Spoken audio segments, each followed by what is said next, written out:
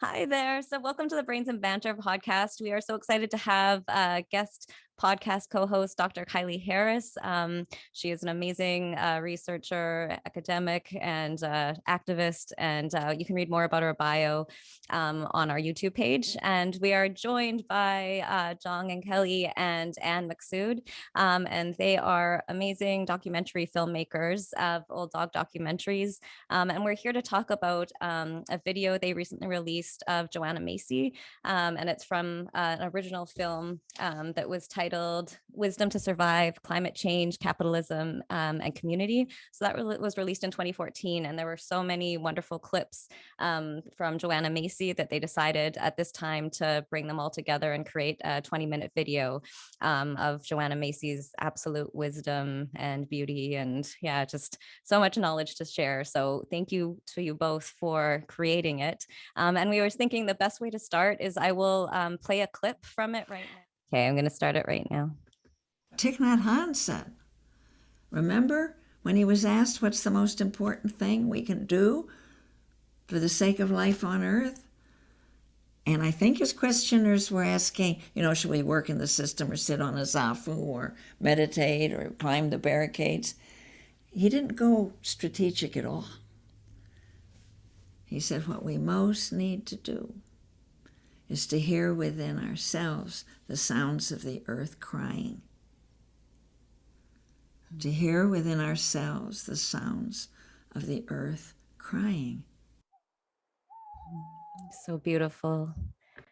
So stunning and important. And I guess my first question is, what made you start with that? And how would both of you interpret it? Like, how does that speak to you? John, you start since you're the one who selected it. We must hear within ourselves the sounds of the earth crying. I felt this was sort of a seminal moment for Joanna Macy because she and Thich Nhat Hanh worked together to create this new movement called engaged Buddhism, because they're both coming from the point of view of Dharma practice and the Buddha, what the Buddha taught about suffering and the end to suffering. And so each sort of complements the other in that way in terms of the formation of this movement. And it's drawn people worldwide from all faiths, really, to examine their own social ethic because they see it presented so clearly in the work of Thich Nhat Hanh and Joanna Macy. To hear within ourselves the sounds of the earth crying, that is the translation of the Sanskrit Avalokiteshvara, the Bodhisattva of compassion. It's literally the one who hears the sounds of the world, or sometimes translated the cries of the world. So it felt as though it was an important starting point for all of us, because each is saying there must be some way of attending to that part of ourselves that feels the devastation being done by our policies, our economic system, the fossil fuel industry, corporate government connection and marriage. We need to examine that and feel for ourselves the results of that. That's beautifully said. So powerful. Yeah. And emphasize the idea of our interconnectedness and how our psyche is the earth's psyche. And so the earth being in pain, we're in pain, experiencing the same trauma. So that was so beautifully said. And what about you, Anne? I didn't know all that till just now. That was from something else. It stood alone for me, and I've puzzled over it for months because I think I'm looking for in Joanna's message something that I can do. I mean, we've been activists for a long time, John and I. It goes back to the 80s, and then even before that, before we knew each other. And I've never come to a place, and probably exacerbated by the pandemic, where I'm not really doing anything and I'm not sure what to do. And the things that I have tried to do, it's been hard to get them off the ground. Either people are exhausted and have shut down or not going to think about it the way they used to, or the pandemic doesn't allow us to gather, and that sort of puts a damper on it. So I have thinking, well, if Thich Nhat Hanh and Joanna think that that is the most important thing we can do, I can do that. I can do that to a fairly well in a way. I have to be careful not to do that too much. And so I have thought of it as, well, here's an action. I can hear within myself the sounds of the earth crying. And so I'm glad to know that what's behind that too. I'll look into that some more. So nice. Yeah. And Kylie, it relates so much to your research on spiritual emergency as well. So yeah, how did that make you feel listening to that?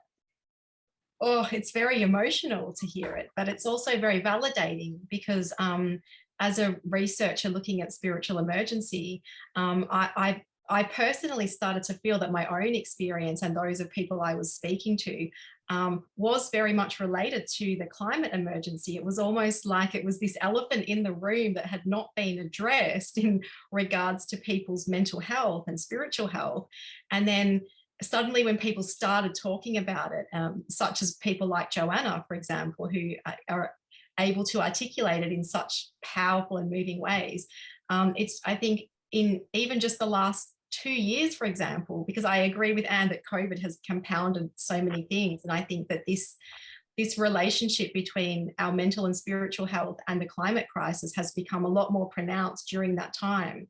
And whether that is the fact that it's become clearer that we're dealing with several different but interconnected existential crises. You know, I mean, I love the fact that Joanna frames the climate crisis as a spiritual crisis. And I know that the word spiritual has, you know, it has different meanings and implications for different people. And so I often use the word existential instead sometimes, because I think it's harder to deny that the climate crisis is an existential crisis for people.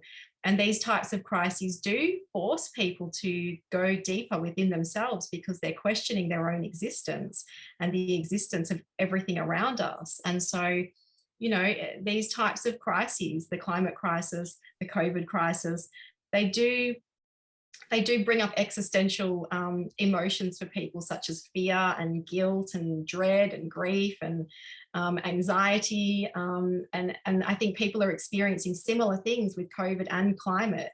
And I really think it's time for us to start addressing these crises on these deeper levels. So whether we want to call it spiritual or existential or just opportunities that force us to go deeper within ourselves to really find these connections, because I think a lot of people are disconnected from themselves. And that was something that really stood out to me in that message from Joanna, was that this is an opportunity for us to go deeper into ourselves. And once we connect with ourselves, then we start to feel more inclined to connect with other people, to connect with the planet. When we really start to see our planet as our mother and as an organism that we are all a part of, then I think that when you make that deep, deep connection, then everything in your life, you can't help but make it about that, because it then becomes about, you know, that love connection, that connection that we have with everything around us. And if we're not living in a way that sustains that and tries to, you know, do whatever we can to rectify the things that have gone wrong, I think we really do need to make that strong connection that Joanna talks about in order for that shift to occur. Yeah, there's lots more that I could say, but You know, there's so much. Yeah, that makes me think. Oh, sorry, John, go ahead. So in tune with our approach, one of the people we interviewed for another film we did talked about spirit. And just from what you're saying, I see the link between spiritual and existential. In fact, they're almost synonyms. Spirit means at the root breath or wind, you know, and in every religious tradition, they have this notion of spirit, ruah in Hebrew, pneuma in Greek, Anyway, it always means breath. And Mother Earth is mother, she gives us our breath, but we're threatening her by killing her. You know, we're losing this capacity and this nurturing, this nourishment that we get through the breath that the earth gives us. When we see literally the Amazon being destroyed, or we see the permafrost melting, you know, the methane and the carbon dioxide from this melt of the permafrost, which is a latest concern that science is lifting up as being a tremendous hurdle for us, because it's something we can't do anything about. But it's all about Mother Earth and that relationship.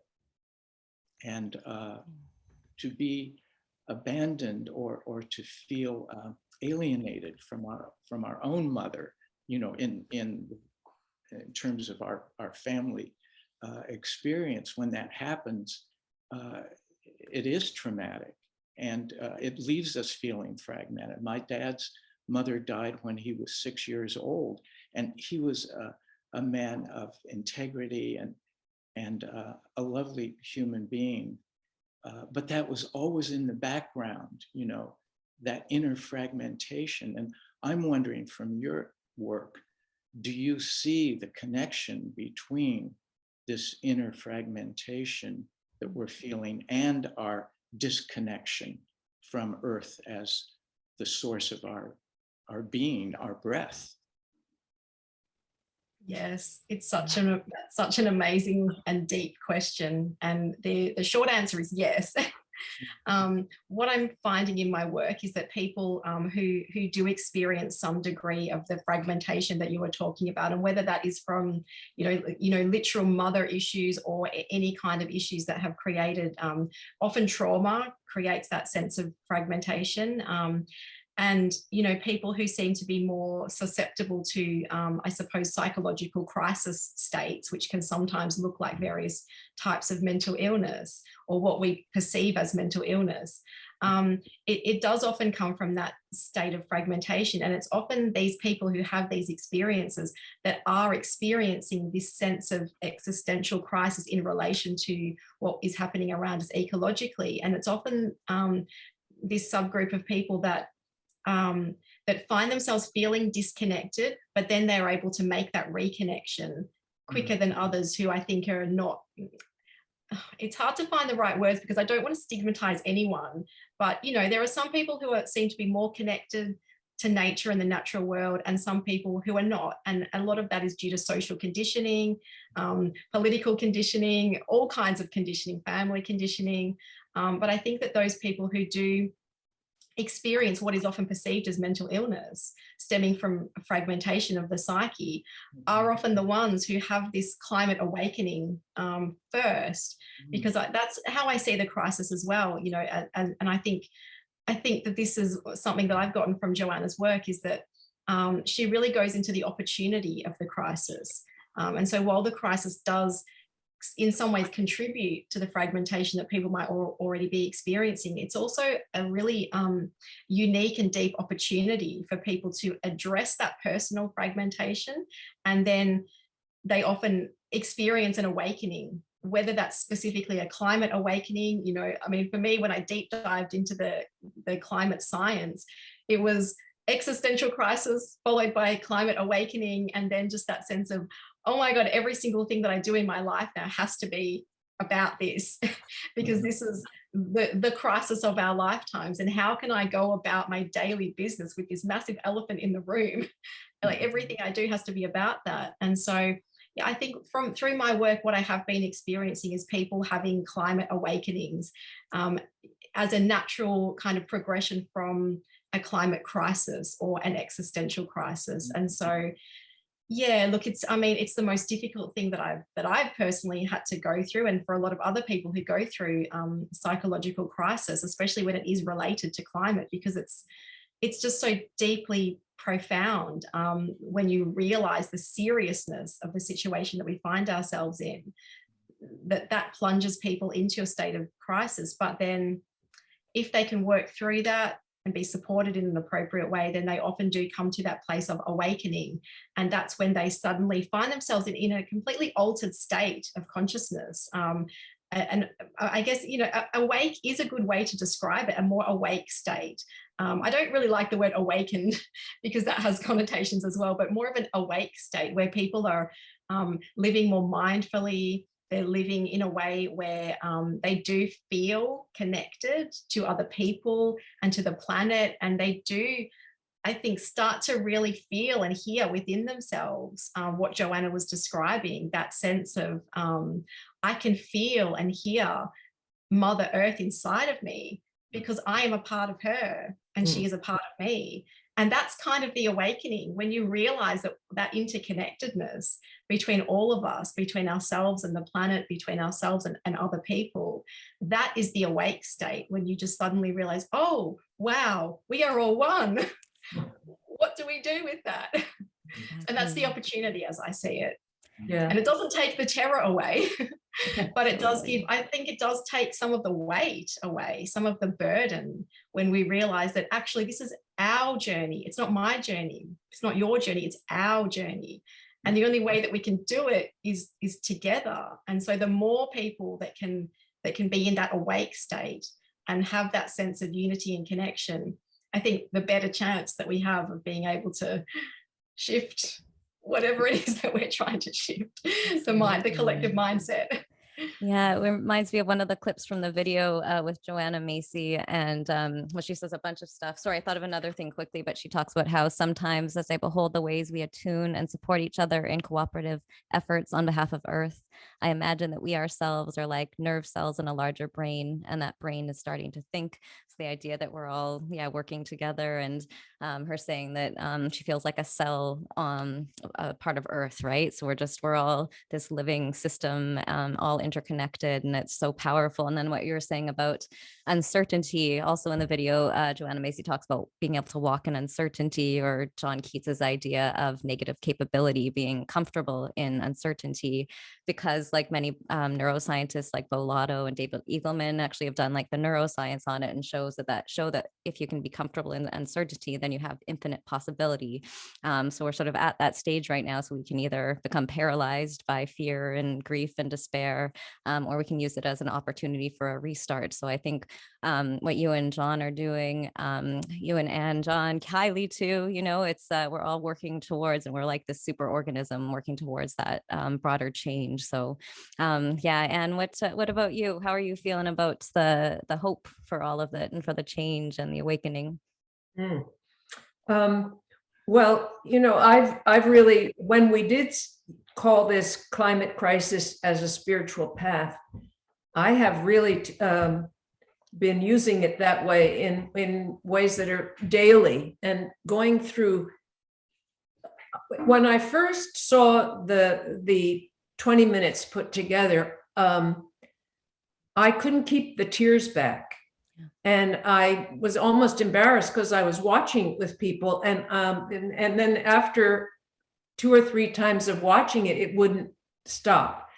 And so I realized that this was just what I needed to hear. So that's why we really tried so hard to then get it spread to others, because the comments that people have left on Vimeo have been like that. Thank you. This is just what I needed, and beautifully expressed. And so we've had a lot of people view this. But I'm thinking that the way that I'm using this is, personally, with my whatever has brought me to a certain kind of struggle with things like hope, or universal love, or all of those things that I would like to be, that they don't so easily come. And I haven't been hopeful. I mean, I think it was 2010 when I read Bill McKibben's book called Earth, EAARTH. It really blew my mind. And he came to Woodstock, Vermont to give the keynote talk after I had read that. And so I was the one who introduced him. And I said, that I had a big book that he wrote. I think it was called The End of Nature back in the 80s, and that had been on my bookshelf for 20 some years. And then I'd given it away to the library and I never opened it because I didn't want to read about the end of nature. And then he said that had been translated into several languages and had sat on the bookshelves of many people and never been opened. So when I finally did read this book, it really, talk about an awakening. I realized that we are very late and almost too late. And so that's when we decided to make these films. And so I'm always pushing towards hope, but feeling if I come right down to it, well, it's too late. So that's a shame. Jimmy Carter, our president, who put on his cardigan back in the 80s and said, we've got to turn our furnaces down. And he was mocked. And all of these great voices that have come and come and come and haven't been heeded. And now we know that, the global emissions are expected to be up 16% this year when they're supposed to be going down by 50% reduction. So all of those things come into my expression of sadness and grief and kind of despair. And then I go and listen to the words of all the wise people that are in this world right now. I mean, my goodness, there are a lot of people talking good sense to me, and I'm pulled right out of that. And then I'm part of the team again. Mm-hmm. And so when she said, don't bother me with whether you're hopeful or you're hopeless, we've got a job to do. And so I love that. I love that. So I'm doing the job, and I don't know how it's going to come out, but it's been Joanna, and thanks to John, because it was his idea to put all this together, has been a huge gift and grace for me. And I won't even say I feel hopeful now, but I feel fine.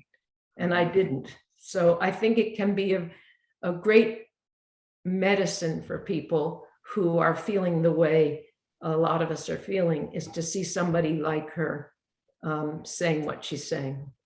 Yeah, absolutely. And the other thing is, I think that, yes, COVID has been very hard, but so connected to climate change.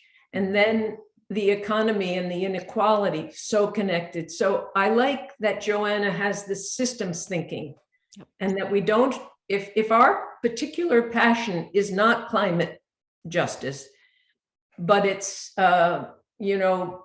affordable housing in our community, I think go for it, because they are not disconnected. Each one is, let's see, each place that we enter this, no matter what it is, if it's for justice and love and peace and well-being of species and people, then it is, it's just fine. Because I was thinking, oh, no, you can't do that. That's not important enough. You can only be thinking about climate change because that's going to be the context for all these other things you care about, But now I'm not thinking that way. So I don't know where I am, but I'm in a better place. It's wonderful. Yeah, it makes me think of Satish Kumar says there can't be social justice without climate justice. So yeah, the idea that everything we do, and what Kylie was saying, has to be geared towards that. But in advocating for a more sustainable world, then we're also able to fight social injustice. So yeah, that's so important. And Kylie, did you have anything you wanted to add to that? I was thinking I'll show a clip in a bit, but if you want to add anything on, and same with you, John. Yeah, I completely agree that it's like, I think one of the things that COVID has done, because I agree, like in terms of the emotions that people are feeling around COVID, they're the same as what people are feeling around climate. I mean, my understanding is that pandemics have been predicted as one of the symptoms of the changing climate as well. So in that sense, they're not even different issues. But I also agree that what these two crises have done has been to highlight everything that is wrong with our Western society and culture. And that does bring in things like housing affordability, social justice, racial justice, the fact that people who are already disadvantaged become even more disadvantaged by crisis situations. It just really highlights the inequity, the inequality, the injustice that does exist within our world. And so I think that, you know, people are going to be drawn to different aspects of the same overall problem, and it's about helping people to find whatever it is that they are best suited to. So for some people, you know, housing justice might be their calling. For some people, racial justice might be their calling. I think it's really about how, and I think that this also comes back into the clip that we looked at earlier, about really going within and feeling these things within ourselves. I think that's how people find their calling, because they start to, when they can hear Mother Earth within them, then they can hear themselves, and then they can hear their calling, and then they feel drawn towards whatever it is that they are best suited to. And that, I think that's part of how we start working together as an organism, a collective organism. And so, yeah, I agree with you, Anne. I've also had to kind of reconcile the fact that what I'm working on is not the most important thing to work on, and what other people are working on is equally important. It's just different, and that's what they are called to.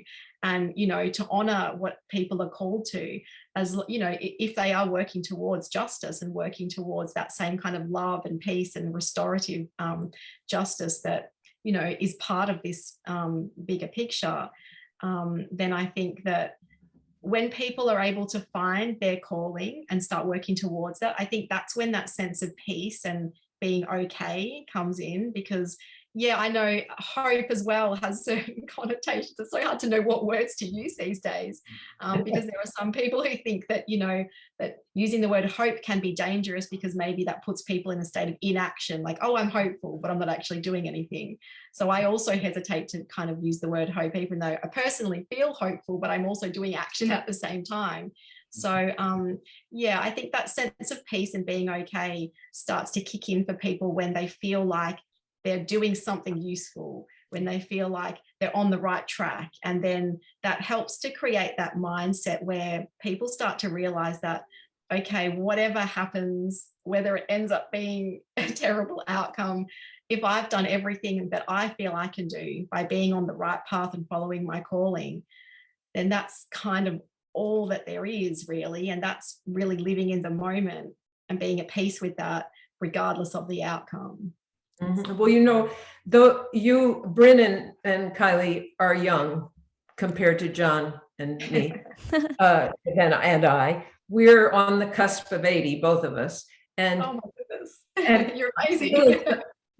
So I just want to also say that the capacity to do the work is lessened, and the clarity about how to move forward is lessened. And so another great thing that I take comfort from in Joanna's words is that she, Thich Nhat Hanh says, the most important thing we can do is hear within ourselves the sound of the earth crying, and then Joanna says the biggest gift that I can give is my full attention.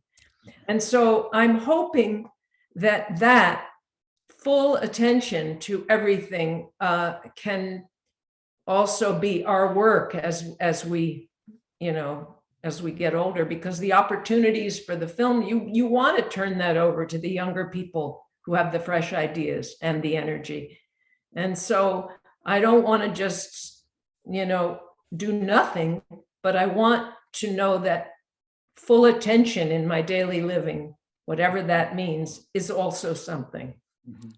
That's wonderful. That makes me Oh. think, you know, when you talk about feeling the pain of the world and the cries of the world, and Avalokiteshvara, and your own experience with the pain, I remembered that at Plum Village, where Thich Nhat Hanh taught for many years, that was his home base, and there's a whole monastic community there, that they begin the day with a chant that they do that is just reciting the name Avalokiteshvara. And so I've heard them sing it just, you know, on YouTube and videos, and it's very powerful, just the words. But they sing it for 20 minutes. And the first time they sing the name, which is a female figure, by the way, Kuan Yin in Chinese, Canon every Buddhist culture has this feminine image of the bodhisattva, of compassion, the awakened one who hears the cries of the world. Anyway, the first time they sing it, it's to feel the pain within themselves. The second time, it is to feel the pain in the people around them, the people they care about. And the third time they sing it, it is to feel the pain of the world, the larger reality, this interconnected web of being that we're all a part of, including the plants and the animals. And when you go on YouTube and just type in Avalokiteshvara Plum Village, which is where they are when you get a chance. I did that this afternoon. And I as soon as I began hearing it, after just a few minutes, it brought up that wellspring of sadness in me. You know, Anne knows I can get very choked up sometimes, even when we're doing these interviews and the people we meet and you hear about their suffering. And she too, so she's a sympathetic collaborator and partner. But, you know, I was feeling that and I thought, well, I better not bring that up tonight because I'll just get all emotional again. But when you get a chance, check it out. It's fascinating. It's just the repetition of that word. And there's a cello and a violin and a drum in the background. But that's their practice, is to, I don't know if they do it every day, but often, you know, it's part of their practice to just take 20 minutes and attend to that, give their full attention to the feeling within themselves and then in the people they love who are suffering for illness or whatever it may be, and then into the larger world. Mm-hmm. And you begin to feel that relationship within yourself and recognize that there is no separation between what we are feeling and what they are feeling. And it's our pain for the harm that we're a part of as part of this interconnected web of relationships. Yeah, I think it really speaks to empathy, like collective empathy. And when John was speaking then, of course I want to go and watch this now and I know I'll cry like a baby. Yeah. But what it was making me think was that, what I encounter is that a lot of people are resistant to go into the negative emotions because they think that they're going to get stuck there, or they think that that's what it's all about. Whereas what really happens for people is that there is a sense of catharsis, and that's because it's validating. There's a sense of realness and rawness when you actually start tapping into these feelings, these collective feelings. There is a sense of catharsis there because it's validating. And even though it's traumatic, I think that what can happen for people is that when they go there, when they find the courage to go there, not only do they feel a sense of catharsis and validation, but that's when they start to heal. It's like you can't start the healing process until you go into the trauma and into the pain and feel that sense of release and relief. I mean, it's almost like a paradox. It's like you have to go into the immense trauma to feel relief from it, because suddenly you just feel a sense of validation. And it's almost something that is hard to describe because it's very experiential. Mm-hmm. But what people describe to me is that part of their awakening, part of their climate awakening comes from going into that space that they might have been resistant to for a long time, but then kind of having an aha moment like, oh, wow, I understand now. I can see things now. I can feel things now. And now I can start to heal. And that's just, I mean, I try so hard to find the right words to convey this message, because it really is something that is hard to put into words. It's such an experiential process. But I don't know. I just hope that people listening to this will be able to find the courage to go into it to some degree, with the knowledge that this is when the healing starts. Mm-hmm. When you go into it, then you can start to heal. And the more people that can find the courage to go into that, then the greater our collective network becomes. As more people achieve that sense of catharsis and validation and healing, then we start healing together.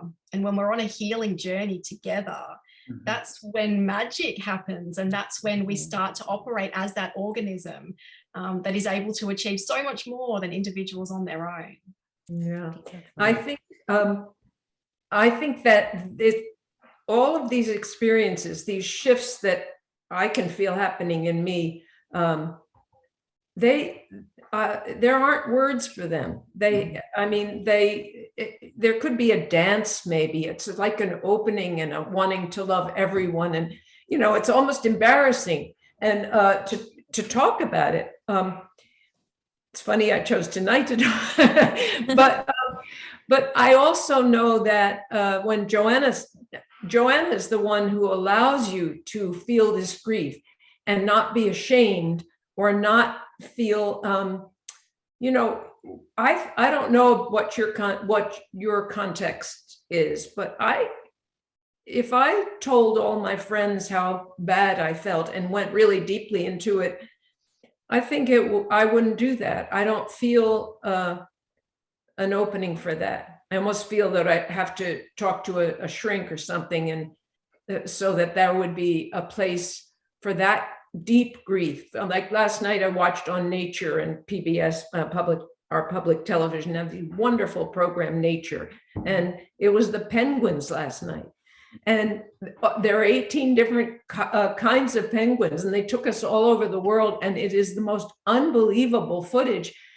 And I was so in it, and then I could tell when the music changed. I said, "Oh no, we're in for it now. Now we're going to hear all the ones that are,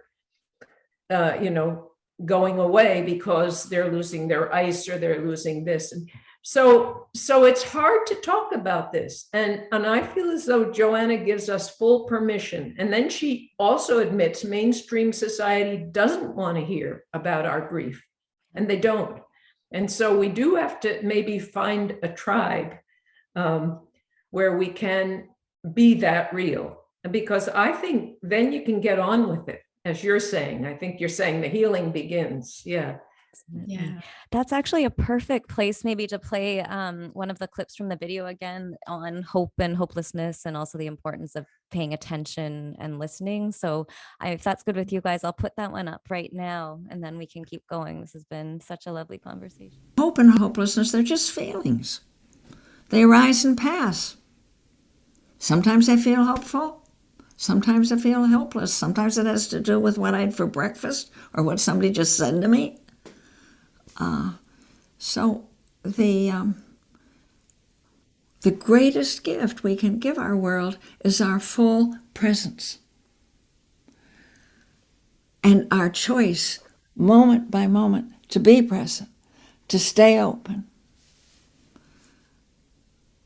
And when you're in the middle of a big adventure, you don't have time to decide whether you're hopeful or hopeless. David going out with his slingshot to the guy would say, "Excuse me, I'd like to know, are you feeling hopeful?" Or, "Excuse me, Frodo and Sam, how hopeful do you feel today?" We just got a job to do. Don't waste my time. That question can bring you out of the present moment. It can throw you into imaginings and conjectures when all your energy should be right here in the moment. Absolutely. It makes me think, so I'm going to stop sharing quickly. The attention economy and how our attention is constantly being taken by social media so that we don't have time to think about the state we're in right now. This is still on apparently, so I'm going to turn it off. There we go. But yeah, that are like the sort of monetization of our attention, when that's precisely what we need right now, is to live in the moment so that we can act together and not be complacent. So yeah, John, we haven't heard you speak for a little bit. So how does that quotation or that clip speak to you? And do you have hope? Well, just listening to it now, I'm wondering, because this differentiates the Judeo-Christian tradition from the Buddhist tradition. Hope and hopelessness. Hope is very important in Christianity, and it's what propels us. It's what sustains us. You know, the notion that ultimately all things work together for good, St. Paul wrote in the letter to the Romans. So that dualism of hope and hopelessness, it's always results oriented. You know, it's always is dragging us out of the present moment because it's invested in outcomes. Whereas the Buddhists, they don't talk about that. They talk about sad joy as one thing. And I'm wondering if that's not so dualistic. It's thought of as one experience. You know, even Richard Rohr, he said something that I remembered that I heard not long ago. He said, in the end, there is only one joy and one sorrow, and they are the same thing. And it's that sense that Joanna's getting at when of no separation. Our experience is our experience. We have to be true to it. We have to be open to the reality of the pain that we're feeling. And at the same time, appreciate that it's our life. It's what we have. It's this moment. It's always now. And so there's always the opportunity to be present, because that's it. You know, we are whether we want to or not. Sometimes we're present and preoccupied, but that's what drains our energy. And I think that's what she's talking about, is to don't get caught up in the preoccupations. Don't get caught up in outcomes and expectations and how you wish it would be. And you're always measuring to see how far have we gotten.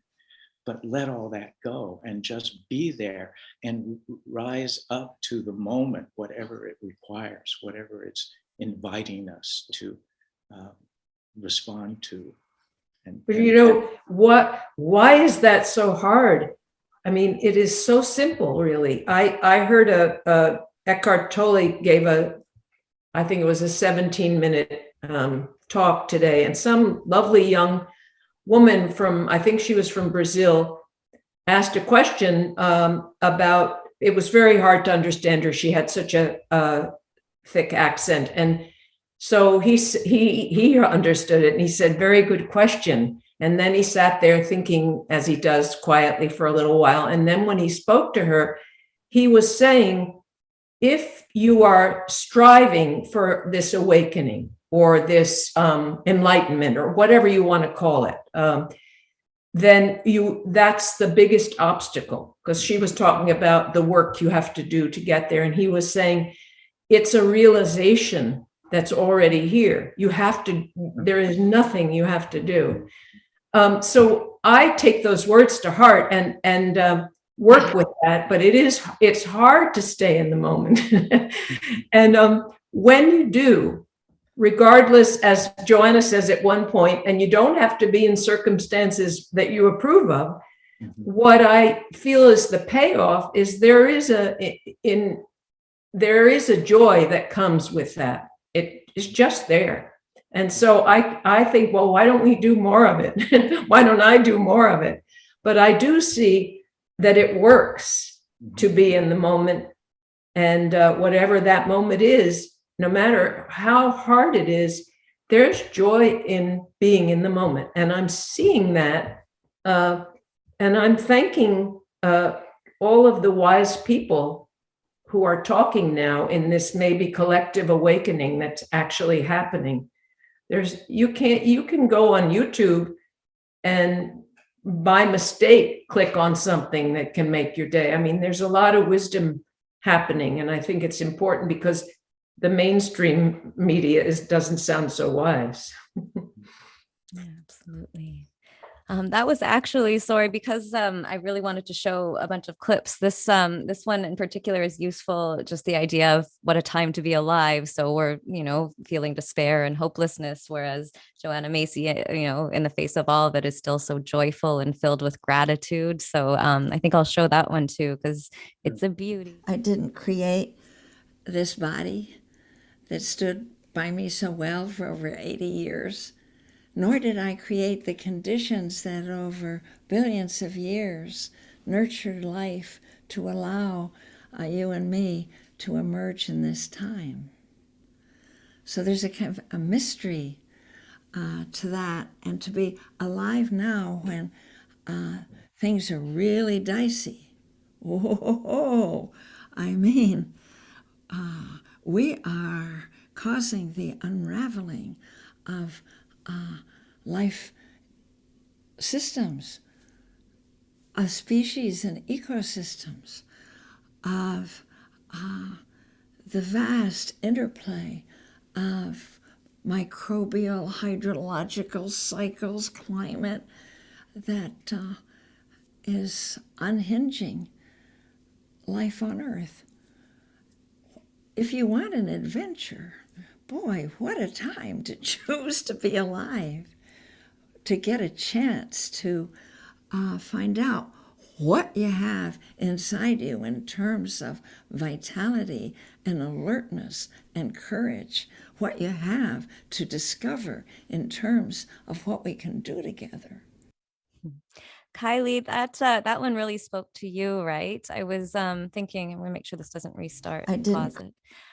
What would you say about that? Because you were really excited about that clip. So let's get your reaction. I was, yes. I think the combination of those two clips, they actually work so well together, because I think in the first clip that you showed just a moment ago, there's such genius in Joanna's messaging, in that she's, on the one hand, giving us permission to experience a roller coaster of emotions. You know, some days you're hopeful, some days you're hopeless. It depends on might depend on what you've had for breakfast, or what someone walking down the street says, or the way they look at you. So she's giving us permission to take that roller coaster, but at the same time saying, but you don't need to.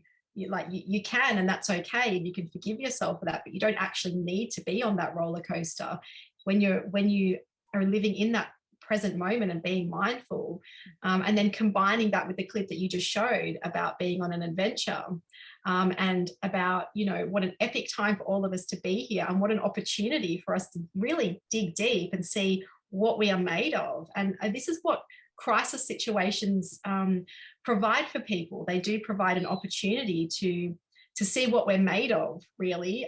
You know, in a crisis situation, we can crumble, or we can really find something within ourselves. You know, you hear stories of parents who are able to lift cars off their children, for example, and realize, wow, I have a superhero ability. I do think that this is an opportunity for us to really harness our own superhero capacities. But I think what she also does is sort of help to create this understanding of trying to uncouple ourselves from outcome, as John and Anne were both talking about. You know, she's, you know, one of the keys to being able to live in the present is to not be focused always on outcome, because that takes us out of the present moment and puts us in a state of, you know, past, future, anything that's not present moment. And so being able to be unattached, or to decouple ourselves from outcome, is really key to being able to live in process. And I think that's what Joanna is talking about as well. She talks about emergence, and emergence is process. That's, you know, that is the essence of what it is. And that does involve not being attached to outcome. And so, you know, in terms of conceptualizing this as an opportunity for us to really start to work together as a larger organism, that really does involve focusing, or not even focusing, being in process, being in emergence, and not focusing on what the outcome of that is, but just being in that process of emergence. And that's how we co-create together, you know, co-create, well, each present moment, really. Again, not focusing too much on outcome. We're co-creating each present moment. And the more that we can do that with a sense of peace within ourselves, that then filters out to the collective as well. So, yeah, I just really love the idea of trying to reframe the crisis as an adventure, and trying to, in any moment that you can possibly find, to just be still and present and be grateful for what you have in any present moment. I think that does help to alleviate that roller coaster of emotions, and in any given moment just sit there and go, okay, right now I don't have to freak out. Right now I'm grateful for what I have in my life and for what I am and for everything around me. The more that we can find those moments, I think that will be very helpful for us individually and collectively. I so agree. And do you find, John and Anne, that so filmmaking then it's obviously a form of activism for you, but if you could speak more about that, and then also is it a kind of almost like a form of meditation? Like, are you able to, do you experience this kind of dissolving of ego so that you can understand this perspective of the people you interview? And is that storytelling sort of key as well? Well, you want me to start with that, John? I think that we chose in a way to do films that aren't stories. I mean, we didn't choose not to do stories, but we chose to do films that were going to show the effect of American policy on the developing world.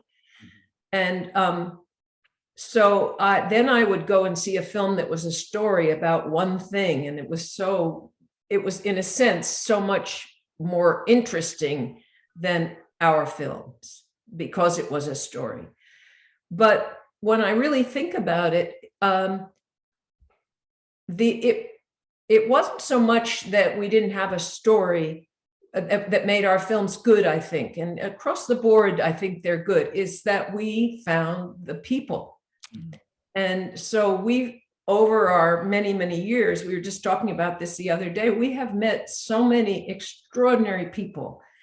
And the way we do the interviewing is sometimes John starts, and then at a certain point in the interview, most of those interviews would go on about an hour or maybe a little less. Then halfway through, I would come, or we do it the opposite way. And we both have different styles, as you can see. But what I think we were both extraordinarily good at was listening, and really making people, like Joanna herself said, that what did she say, John? She said you created spell. Cast a spell. She thanked us. She said, you cast a spell that allowed me to get my full message out in such a fine way. I mean, she loved seeing herself. So I do think we were good at that. And so even though we don't have great stories, we did one on AIDS in Africa that was 5 stories of AIDS. And so that was a chance we got to do it. But I think it was the extraordinary people like Thich Nhat Hanh, like Bede Griffin, like Griffiths, Matthew Fox, and Pema Chodron, and how many others, and Richard Kiley and Hume Cronin. I mean, all of these people, they didn't have to be spiritual leaders. They were just fantastic people. And so I think the films were good because of the people, and we gave them a good forum about a really important issue that they cared about. And so, yes, I saw it as activism. I saw it as useful. I didn't know if it changed anything. You know, in my more despairing moments, I think, well, we spent all that time and all that effort, and the world's worse. but I can come out of that too. It'd be even worse without those films, though. Honestly, like, you have made such a difference, and I've already shown. It's bad now. You think it's bad now? Well, if John and I hadn't been. I'd love to ask a question, actually, if that's okay. I'd love to ask both Anne and John, because that's such an interesting point that you just made, Anne. And I'm wondering, do you both feel that through the people that you have chosen to interview, that by selecting, I don't want to say the right people, but by selecting, or based upon the selection of people that you have chosen to interview, do you feel that the stories have kind of organically been able to emerge? So even though you haven't chosen a particular story necessarily to focus on, do you feel that by bringing together certain people, a certain story has emerged organically? Is that what's happened? I think so. I'm thinking of the Global Banquet, that we did a documentary on the industrial food system. And that story does emerge. We did one on the arms trade that had stories within it, but it also, I think that's a nice way to look at it. It is, but you know, that subjects were often upsetting and depressing. And when we were doing this for the past 40, how many years? I don't know, 40 years, really. Lose track after a while. I think there was a time that our films were the style has changed now. Things are changing. Everything has changed. And so I don't know that we would do it exactly the same way again. I do think stories are up now, and that's the way people are going to be opened up through stories. So I love that too.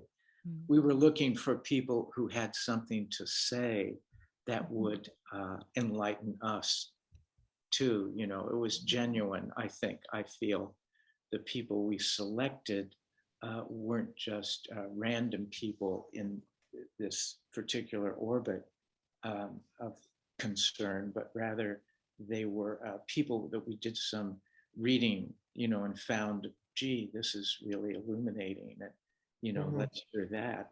And then at the same time, it was a balance between that and kind of knowing what we get, but also being open to being surprised. And then when we come back to edit, the process was finding something that was kind of core for them.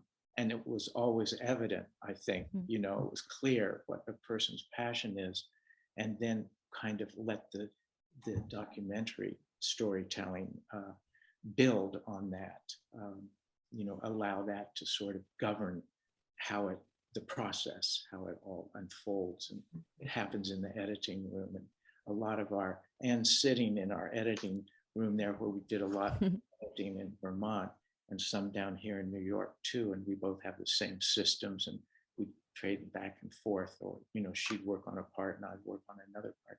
Then we put it all together, sometimes at 3 or 4 in the morning.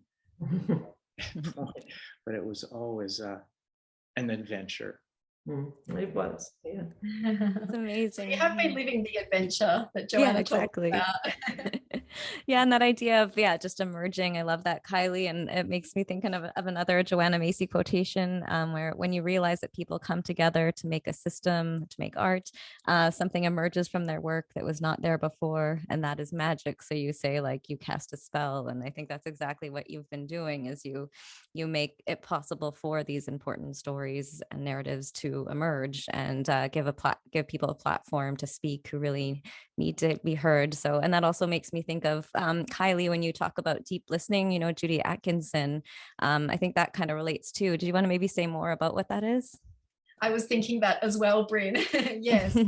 When Anne and John were saying that that they, you know, that the feedback they've received was that they really listened to people, and that is what I think helped to, it sounds like that's what helped to really facilitate that emergence process. As John said, they brought together people who had things to say, and then gave them that safe space and listened to what they had to say. And then the story emerged from that.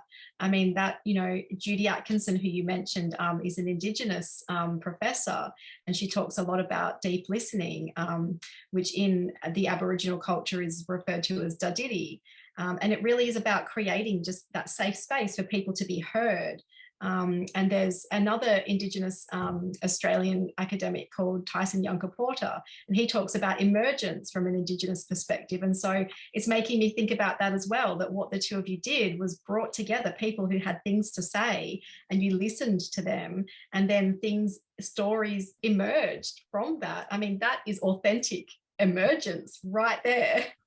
So I think what you have been doing is quite genius, actually. And even though it might not be traditional storytelling from some people's perspectives, it really is, I think, an authentic way of facilitating collective storytelling by bringing together people with things to say and seeing what kind of story organically emerges from that. So Yeah, thank you for your work. Thank you. Yeah, it's That's wonderful. a nice way to look at it. Yeah. It seems true too. I think it seems true what you're saying. I mean, when I'm thinking of the people and some of the people who worked on the music, one of the people who did music for a lot of our films was a friend, and weaving the music in also made it more of a story if you can do that skillfully and have good music to work with. So yes, was fun. It was a fun 40 years, John, with a few exceptions. An adventure. Yay. Well, it got a little rough there, you know. You had your own idea about how it should be, and somebody else got another idea. Yeah. That's just teamwork, isn't it? Mostly we agreed it was just was that playwright? Oh, the famous playwright Arthur Miller. Yeah.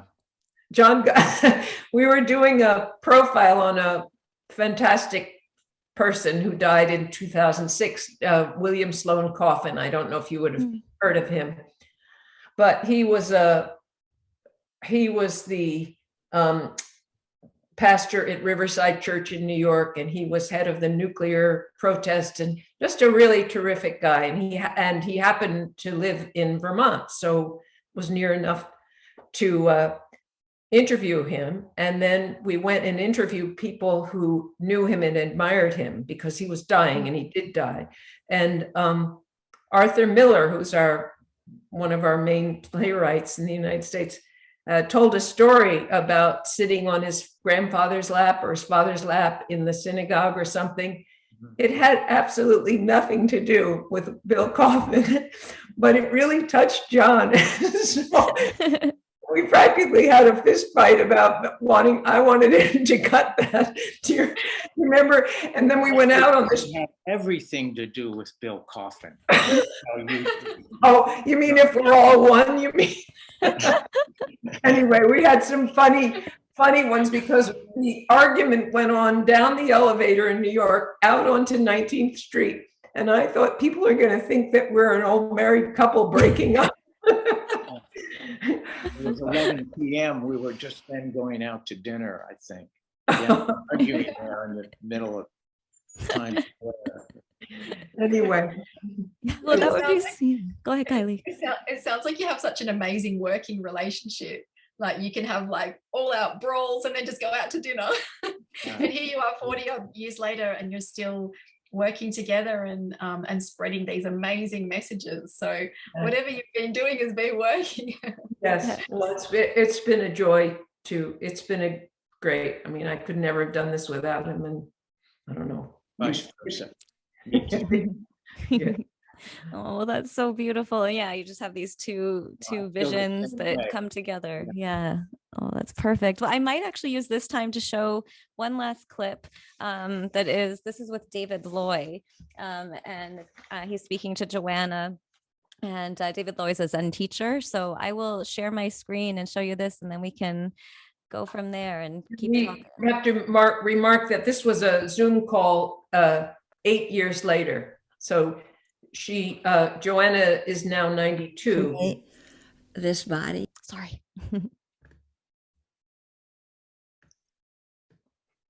You can keep going. So sorry about that. Oh, it's just, I love this because she's older now and none of the intensity and the beauty and the just overflowing spirit is diminished, even though she's older, clearly older. Wow. Yeah, this is one of my favorites for sure. It's so powerful. Right. I think that if you pay attention, that is my experience, that if you pay attention to what is going on in your heart, mind, and body, as you're offering something to humanity or to our world, you can actually feel the earth or we're coming in and lifting and carrying it. So you feel as if, oh, this is so easy. I'm hardly doing anything. I'm hardly doing this because Big Mama herself, or the heart of our world is coming right in. You realize that you don't have to do it all. You don't even have to see it all.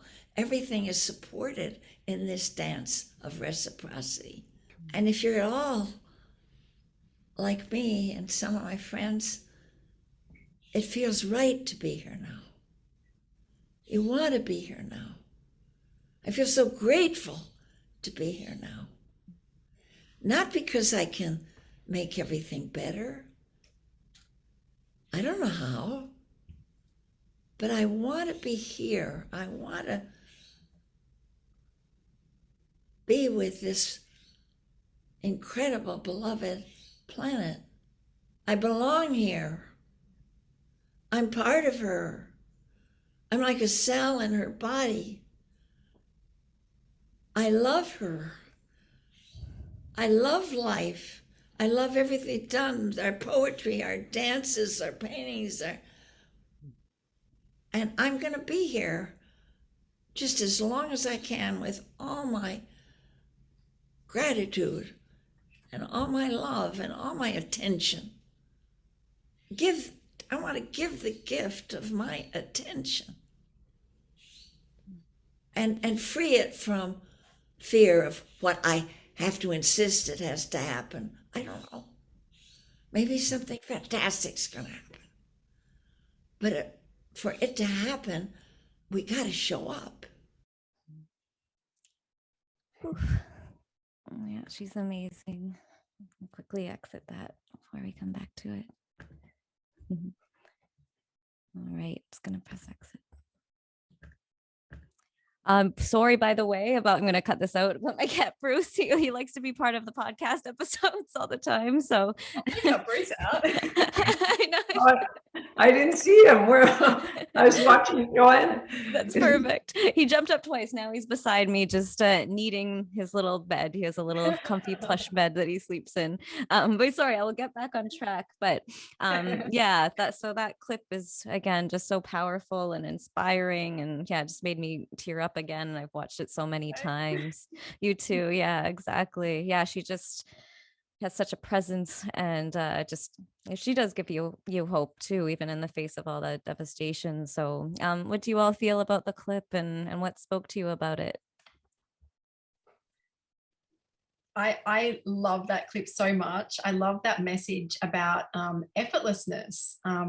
What that says to me is that Joanna is in this this kind of magical space almost. It makes me feel like she's stepped into some space where not only is she giving all of her attention to Mother Earth, but she is now feeling Mother Earth living through her and acting through her, so that she's almost just become a channel. She's just a channel for Mother Earth to work through her.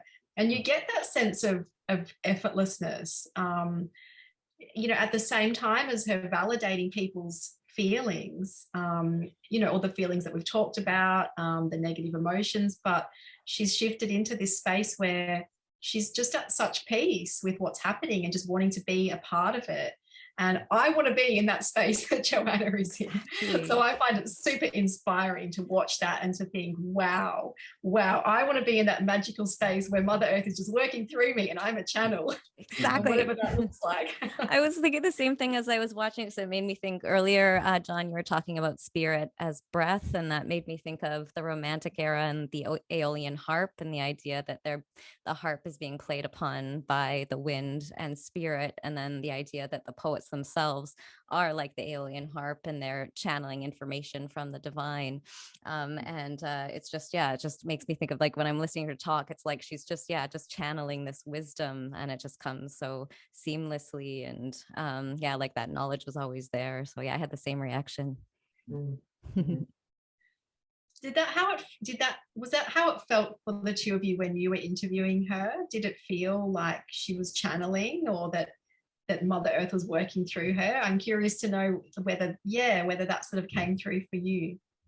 I think it did, but 8 years later, and it's more so for me. I mean, she's grown so, I think.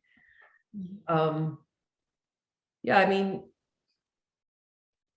I don't know what you think, John. I felt that I feel as though this is a natural progression from where she was to almost a place where she's not there anymore. You know, it's not about Joanna. Yeah. Well, it's about Mother Earth. She is Mother Earth. And it's going to be her own dissolution or joining Mother Earth finally much easier to have that sensibility and to have arrived at that place of realization. I think that's what they mean by enlightenment, you know, where this interdependence, this interbeing that Thich Nhat Hanh calls it, becomes the self. The self is no longer confined to this body, mind, but expands out.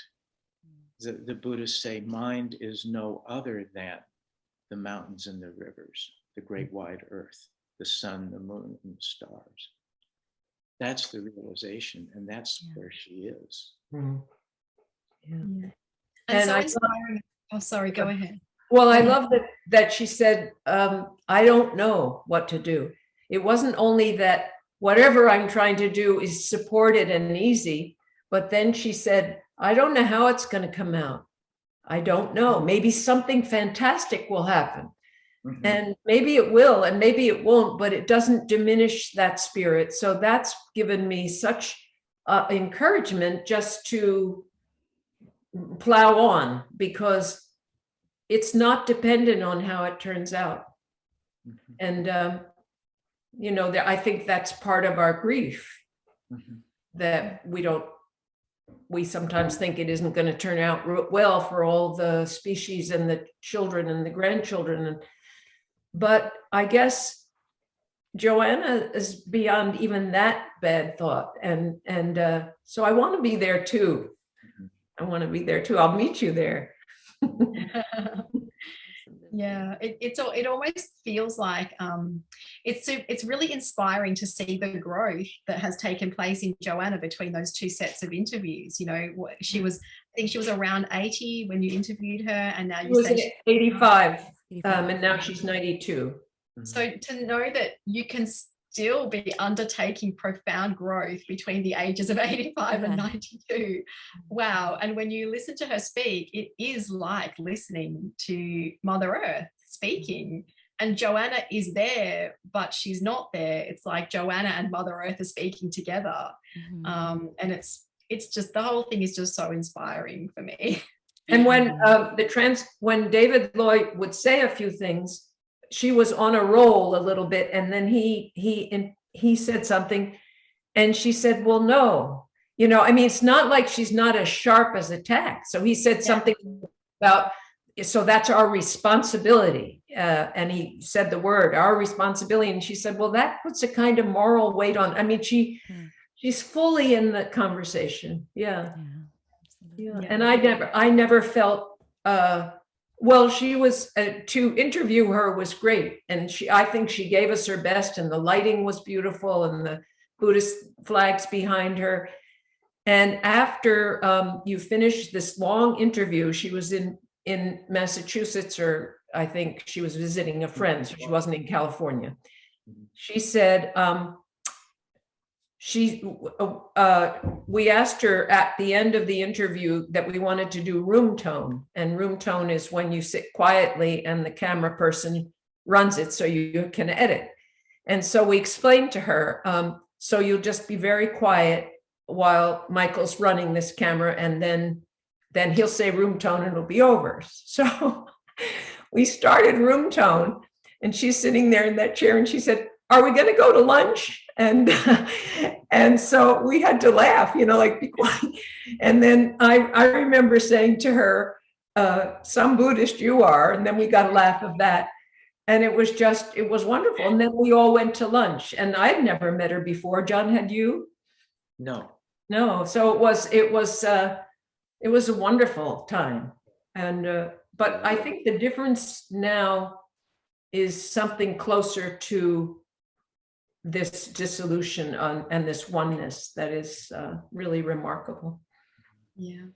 Well, I can't wait to hear what keeps coming out of Joanna's mouth, because as she gets closer and closer to this divine union with our Mother Earth, I feel like there's just going to be more and more wisdom, and I don't want to miss any of it. Exactly.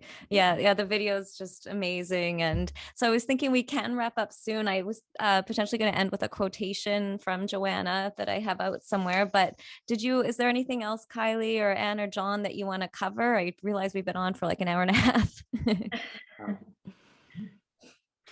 I feel like we've been pretty comprehensive, actually. I know. I'm not sure I do have anything more to say, but I'd love exactly. to hear from Anne. I just have to say thank you for all the preparation, and thank you, Kylie, for joining.